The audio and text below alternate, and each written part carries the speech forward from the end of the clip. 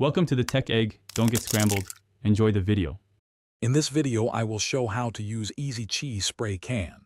First, always give your Easy Cheese Can a good shake for about 5 to 10 seconds before you start. This ensures the cheese is well mixed and ready to dispense smoothly. Next, simply pop off the protective cap from the nozzle. When you're ready to spray, hold the can upright, about 1 inch away from your cracker or snack. It's super simple to get started.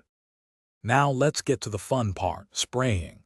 To dispense the cheese, press down firmly on the nozzle with your index finger. You'll want to apply steady, even pressure to get a nice, consistent stream of delicious cheese. Don't be afraid to get creative. You can move the can around to make cool shapes, squiggles, or even write words on your snacks. It's a fantastic way to add a personal touch to your treats. Once you've enjoyed your cheesy creation, it's important to clean up properly.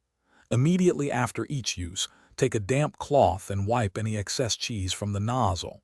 This prevents clogging and keeps it hygienic. Then, make sure to replace the protective cap securely. This helps keep the cheese fresh and ready for next time. Store your Easy Cheese Can at room temperature, away from direct sunlight for optimal quality. Here are a few pro tips to enhance your Easy Cheese experience. Don't limit yourself to just crackers. Try it on celery sticks, apple slices, or even pretzels for a delightful snack. It also makes a super quick and tasty topping for hot dogs, chili, or nachos when you're in a hurry.